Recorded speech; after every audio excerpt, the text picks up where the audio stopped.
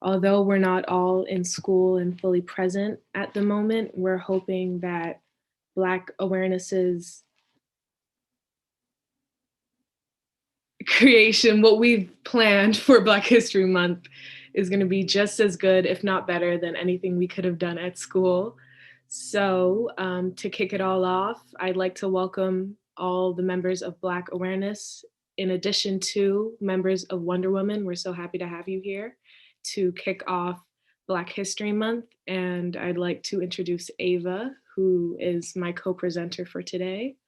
So yeah, and we'll be showing our flyer at the end because everyone is invited to all of our upcoming events. So just stick around, and without further ado, I'll just share my screen and we can get started.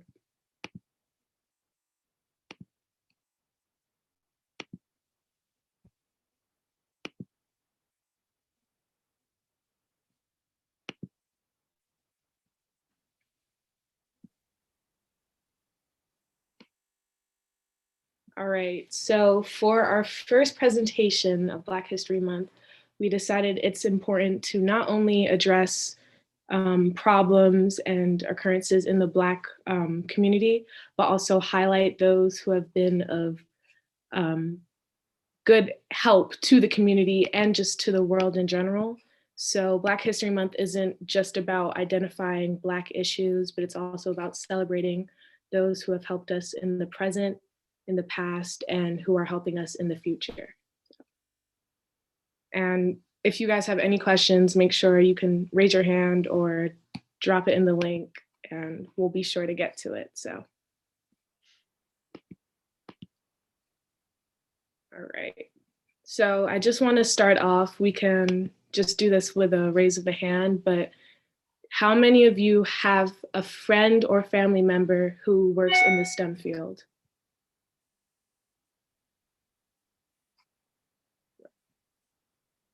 All right. And now I just ask you to keep your hand raised if that friend or family member is a woman. Awesome. Definitely checking. And can you just keep your hand raised if that's a Black woman too? All right, that's awesome.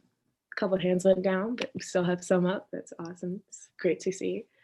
All right, so the first person that we wanted to highlight is Patricia Bath, sorry.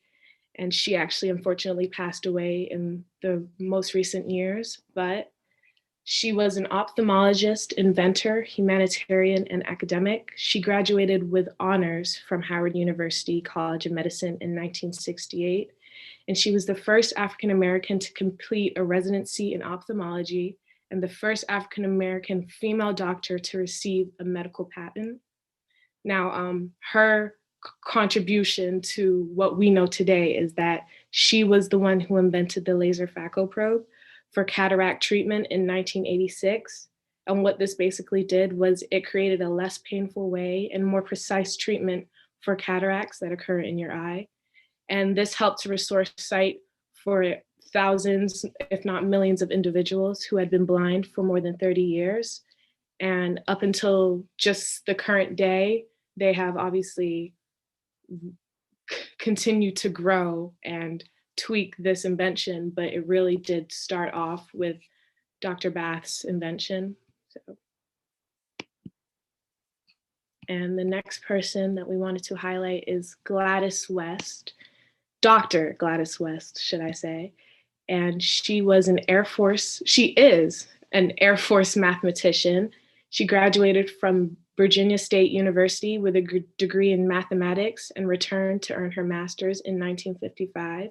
And she actually currently went back to school in 2015 to complete her PhD through Virginia Tech through a remote program. She was considered in her day a human computer during an era without high-powered data processors, as she did long division and so many calculations for her job just off with her head and a piece of paper. And her contribution was that from the mid-1970s through the 1980s, she programmed a computer to produce a super accurate model of the Earth accounting for variations in the planet's shape caused by gravitational, tidal, and other forces. And this model laid the groundwork for the global positioning system, which is better known today as the GPS, which we use in our everyday life. And when she was working, she was one of only 4 African-American people at her workplace. And she was, I do believe, the only Black woman to be working there. The next woman we wanted to honor was Mae Jemison. She is an engineer physician and former NASA astronaut. And she became the first Black woman to travel into space when she served as a mission specialist aboard the Space Shuttle Endeavour. She graduated from Stanford with degrees in chemical engineering as well as African American studies. Um, Jemison was also a doctor for the Peace Corps in Liberia and Sierra Leone from 1983 until 1985. However, she left NASA in 1993 and founded a technology research company that is still around today. It has a great influence on the technology in our society and continues to grow. She has been introduced into the National Women's Hall of Fame and the International Space Hall of Fame, which is a huge accomplishment. Yeah.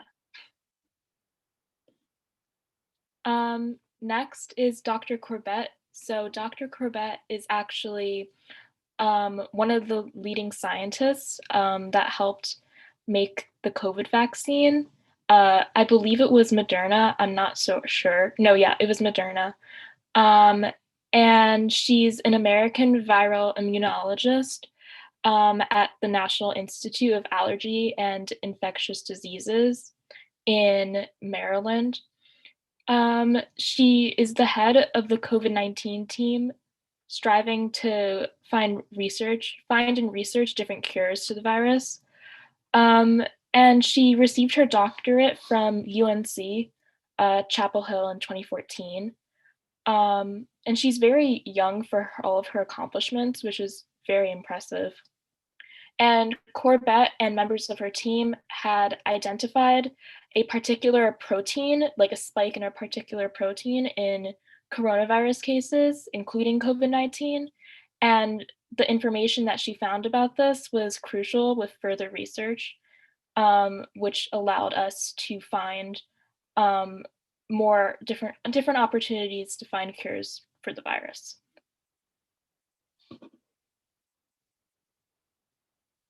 Okay, I'm gonna ask that this involves a little bit of participation. So I'm gonna ask people to participate in our chat. So the question is, despite accounting for over half of the college educated workforce, women in the US make up only blank percent of those employed in the science and engineering occupations in 2017. So I'll give you guys a little bit of time to reread that and drop an answer in the chat.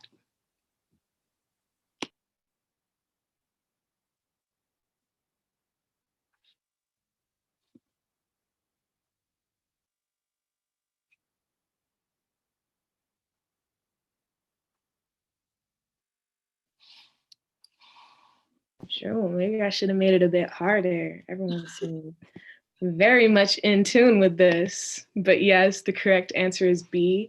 Women only make up 29% of those employed in science and engineering occupations in 2017. All right, maybe this one will trip you up a little bit more. But of that 29% employed in science and engineering occupations, blank percent are Black women.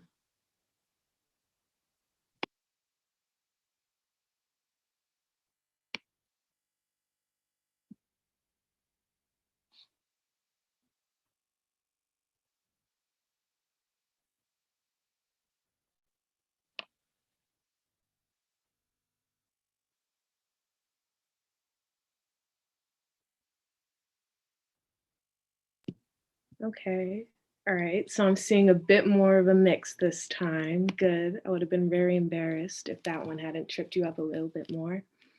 but I did see a couple right answers, and the correct answer is D. Only 2.5% of those 29% of women employed in science and engineering occupations are Black women. So basically, if we want to look at this from an overall viewpoint, although 29% are women, only 11.5% are women of color. And Asian then, women make up 6%, Black women make up 2.5%, Latina women and Spanish women, they make up 2.3%, and American Indian slash Alaska Native women make up only 0.1%.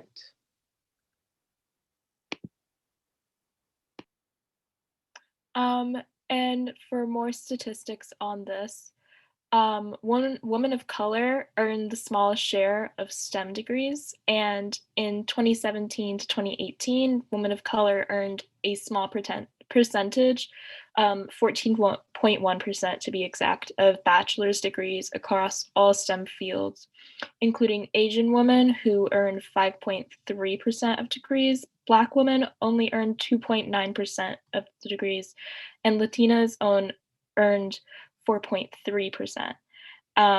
And American Indian slash Alaskan Native women earned just 0.1%. So women, especially women of color, make up a small share of scientists and engineers. A substantial gender gap in engineering and computer occupations contributes to women's overall underrepresentation in STEM. Okay, so before I open the floor to any questions that one would have, I'd just like to ask, and if you guys can you use the yes or no, I think buttons from Zoom. Do you guys know what underrepresentation means or to be underrepresented?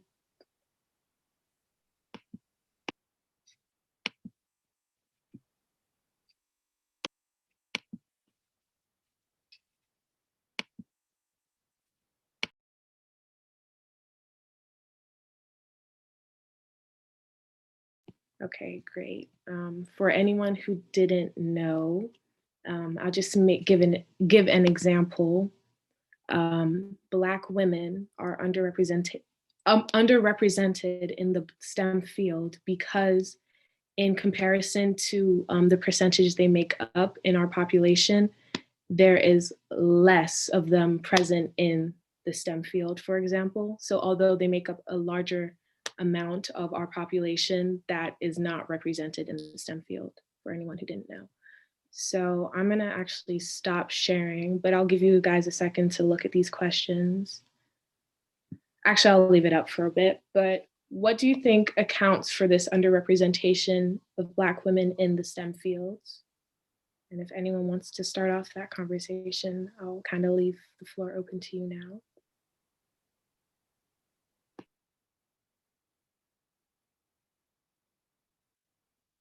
Yeah, Izzy, you can go ahead. I think like the most obvious one to us right now would be the racism and the sexism that's rampant within like STEM-based institutions like medicine, technological fields, and whatever. They're less likely to be hired or listened to or even considered when trying to acquire these positions.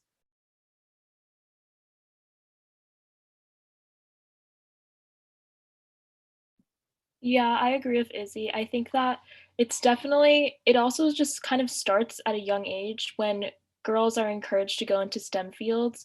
Um, Not as many women of color or Black women, for that matter, are encouraged, and it's incredibly difficult. And racism is kind of like it's ingrained in schools and it's ingrained in like fields, and as a result, it impacts how many women go into STEM and how many women earn STEM degrees.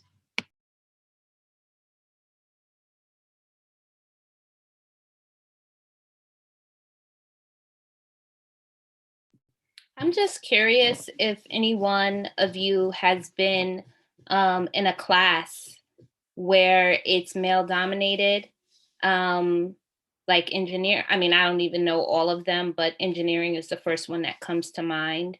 Um, and what that experience was like?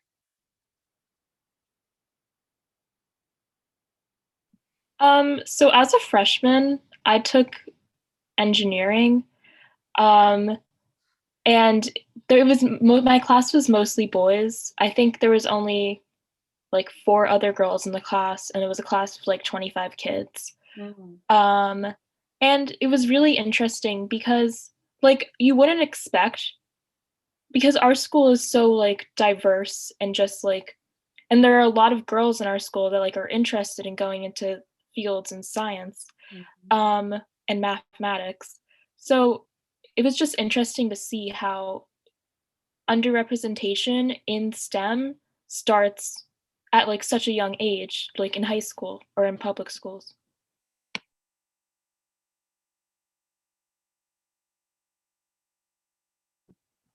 I definitely agree with you, Ava, and I really encourage people other than us to kind of contribute their thoughts and ideas. But I think definitely, and it does start young, because as I've kind of moved up in the challenge, the advancement of my kind of science classes, and the challenges that they both like face, I guess. But as I get to these more advanced classes, I've definitely noticed that I'm one of the few girls in that class, and usually one of the only Black girls in my science classes. And I think, in addition to a lot of my friends who are people of color, wonder how this starts and where it does start, because it definitely starts here and travels with us as we get older. So I'll let you go, Michaela. Go ahead. Sorry. Yeah, I'm just gonna answer Miss M's question about like when do you notice that? It's like a lot of my science, like how Jade was saying in our like science and math classes, like there's very few girls, and then like of people of color, there's like barely any. I think like Jade was like the only other person of color for like the 3 years out of 4 out of my high school, and now she's not in my class this year.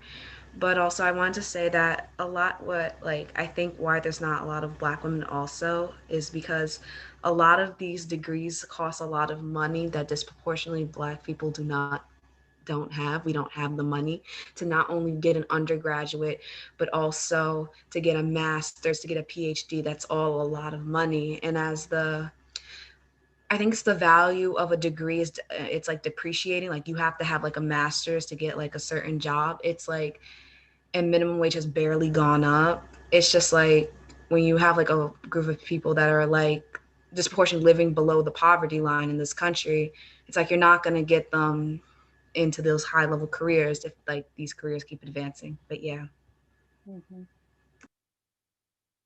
I think that's such a good point. I wanted to mention so this past weekend actually Gabby and I were competing in a science fair, and we were in a room where there were only, it was like physical sciences, and there were only 3 girls in the room, and all 3 of us were white.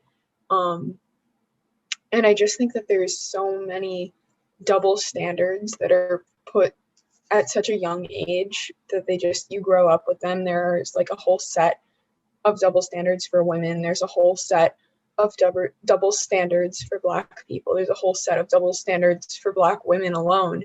And so it just becomes impossible, especially when these double standards are being written every day. You don't even know how, like, you shouldn't have to keep up with them, but you don't even know how to keep up with them. And it's just an impossible position. I can speak to that. I taught some of you guys in this meeting, middle school, high school, and the science research program. Every year I try to encourage so many different kids to apply, to follow through with the application process. And 9 times out of 10, if I invite or encourage, 8 kids, maybe 1 will apply, maybe. And one of the things is, I think people live in their bubble, their world, and what they see immediately makes them think of what's possible. And I'm a science teacher. I've been a science teacher for 20 years, 21 years now, and I still get surprise, shock, confusion when I tell people what I do, what I teach, where I teach, what grade level, and the different types of classes I've taught. And I think that that's part of it too. If you look around your STEM teachers, how many have been of color, female, and African-American female? I know in this school district, I'm the African-American science teacher that I know of in this district in all buildings. So that's part of it too. It's not, it's a struggle for us adults, that are in the field trying to push forward and do that. But it's also a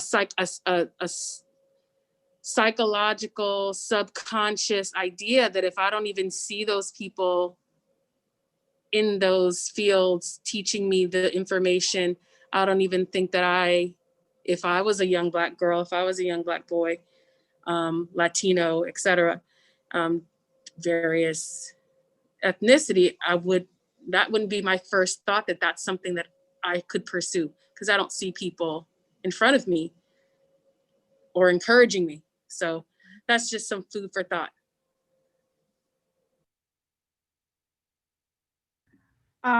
So I'm just gonna kind of skip to the last question because I think it's a good thing for us to realize like there's obviously an underrepresentation of Black women in the STEM fields, but like my thought is what can we do to help them be known and to help them get into these fields? And I think it's really important for us to introduce like young Black girls to STEM options when they're younger. Like I think it's because I live in White Plains, but I know my other friends, like they didn't have the opportunities that I had to like get to or even to experience like any STEM stuff. Like Ava said, I did engineering in 9th grade. I was able to build a robot with one of my programs outside of the school, and like we were able to go to like a competition. But like, I don't know, I don't think that it's really stressed enough. And I know there's like in like colleges, especially HBCUs, they give like dual degrees where you can study and go faster through like a STEM major. And I just think that's important for us to introduce to us young Black girls. I hope what I said made sense because I feel like I was going in circles, but yeah. I also feel like there's a huge lack of encouragement for Black girls in STEM. Like you look in a lot of marginalized communities and you see their school systems and they don't have a real emphasis on science and mathematics. And I think that also is a gateway into a lot of young Black girls not thinking that they're good enough to be able to go to college for science. And we just need more representation, like more Black teachers in STEM. And because young Black girls, they feel discouraged when they see only white men and white women in the field. And that can just totally warp the perception of the science community when really we do need more Black scientists and Black mathematicians. And yeah, that's all I have to say.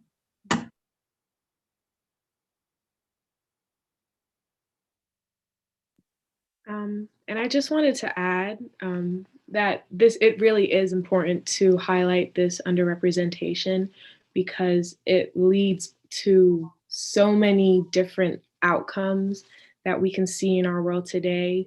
Like, for example, what Ava said, the distrust of our healthcare system from many minority groups, and even just small statistics like the mortality rate of Black women after they give birth, it drops down increasingly when their doctor for aftercare or during care is a Black woman or a Black doctor. And small little statistics like that, it really shows that having the right people that can relate to somebody else in a field can make all the difference. So yeah, just want to throw that out there.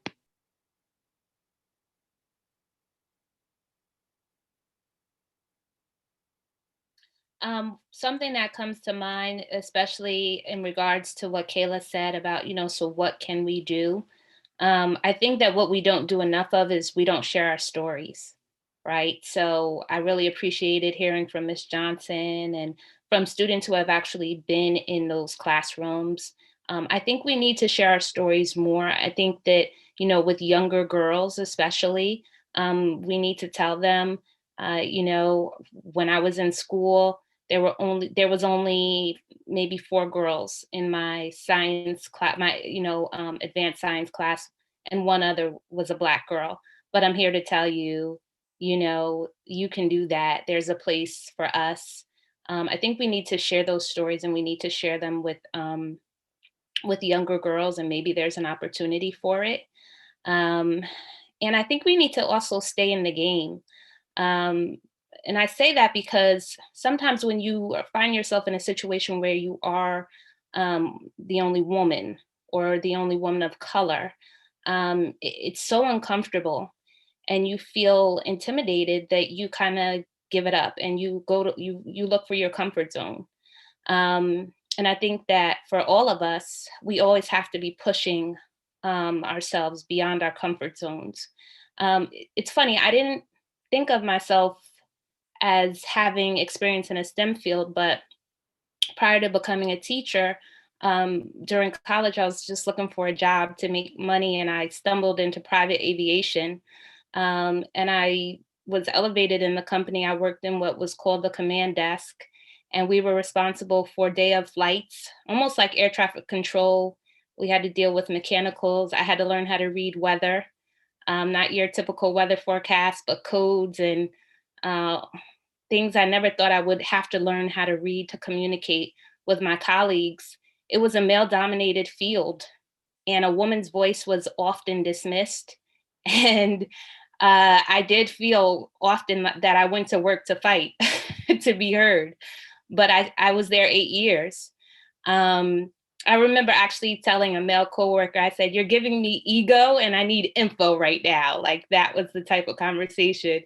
And so I share that to kind of model the importance of sharing those stories, sharing our stories to younger generations, and also staying with it, right, and not being intimidated, and fighting to make your voice heard when you find that you are one of the only or one of a few.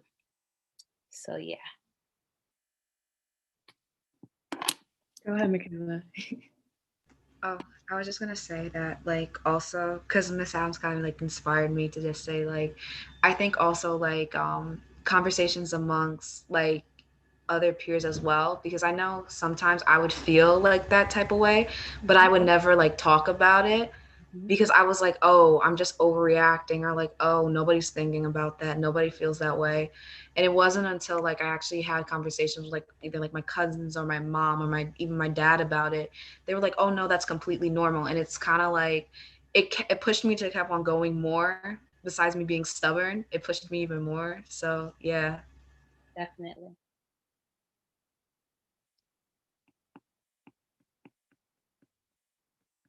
You go ahead, Daisy.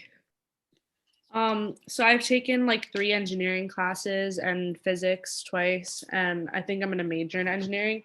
And something that I can definitely say throughout all the classes that I've taken is, besides it being male dominated, it's very intimidating because when you're confused or like you need help with the homework or you want to ask a question in class, you almost don't want to, because as soon as you're in the room, you already kind of feel like everyone is thinking some type of way of you. So if you show like a sign of weakness, it's super intimidating. So I think that definitely I would just say like keep asking questions in order to like stay in the field and progress through it.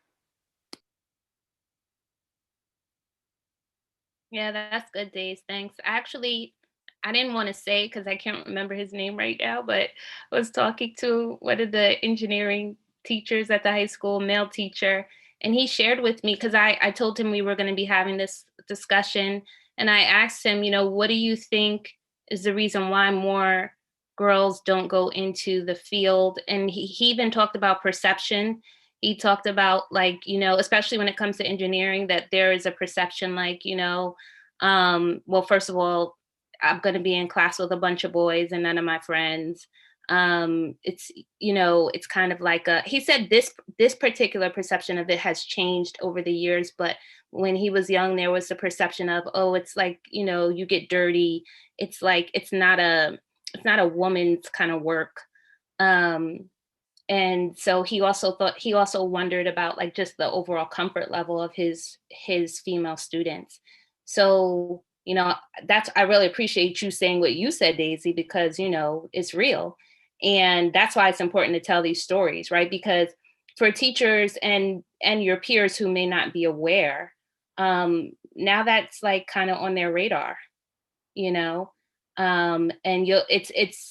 it's interesting what a little bit of awareness will do to change an environment. It's not all that needs to be done, but awareness is where it begins. So yeah, keep telling those stories. Izzy? Sorry, what Daisy said and the point Miss Adams brought up reminded me of something that I read it in a book like way back when, but it's this idea that like women, we don't have, at least in the society we live in, don't have this thing called like social capital, where like, or in like easier terms, everything we can't get any credit for anything we do. Like everything women enjoy and appreciate and dedicate time to, we're constantly ridiculed and shamed for. Like you can't like anything, especially as a young girl, you can't pursue anything without being harassed or bothered or put down about it. And I think going into STEM, it's even worse because it's either like, oh, you're trying too hard, you're trying to prove a point, or you have no business here anyway. So it's just so discouraging as a young girl to try to do honestly anything and then get made fun of by your peers and by adults and pretty much everyone else. Mm-hmm. Yeah.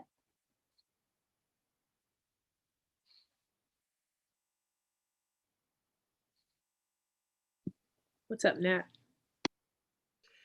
I just wanted to piggyback off what Izzy said, and that I actually saw I think it was a tweet recently that was a girl talking about how she interacted with a guy who said, "Oh, girls can't have," like she's like, "Oh, girls can't have hobbies without having like every single male in the same field as them just basically attack them for liking like it's like, oh, you're into science, why you so like why you so this is like it comes with a lot of social stigma and I feel like it's very weird because how do we get to a point where girls can't be interested in things without it having to be tied to a guy?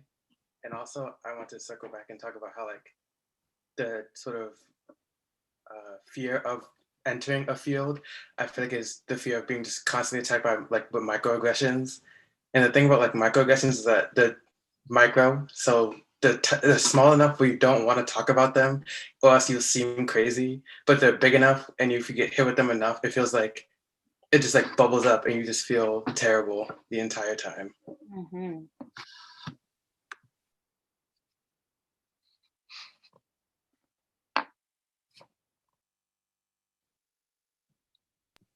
Yeah, I totally agree with you, Nat. Microaggressions aren't just prevalent in a racial sense, but especially when it comes to the gender inequality and inequity that we see in our everyday life. And just small little comments or just the whole act of mansplaining, which I know a lot of us have been a victim to, where we just need a little bit of help and we might end up being in a conversation where we're being ridiculed or looked down upon in a way that doesn't make us feel comfortable, but also doesn't make us feel comfortable enough to speak out on. So yeah, I think that was really important to bring up, Nat, and I appreciate it. So I'll leave the floor open for a couple more seconds if anyone wants to add anything. I'm going to pull up the flyer right now for our other events. I'm gonna head out, guys. I just want to thank you for inviting me. I think this is a wonderful discussion. This was an awesome, awesome series for this month. So I'm proud of you guys. Stop by G004 anytime and say hi to Miss Johnson if you're ever in the building. Thanks, Miss Johnson. Thank you. Okay, so for especially the members of Wonder Woman, Black History Month is a month where Black Awareness Club really does take it seriously, and we try to do as much as we can. So on Friday, we are having a guest speaker come with 2 other legal aides to talk to us about our rights, if anyone's interested in that. And we have a variety of other collaborations with other clubs, such as on the 9th, we are collaborating with Seed, I do believe, or that might be the 10th. Right. The 24th, we're collaborating with the Gay Straight Alliance, and just a whole lot of other events. So kind of keep your eye out. We always notify Miss Freeman Mack when we are having an event. So you should be getting that notification on Remind. And yeah, so just like to say thank you for everyone for joining.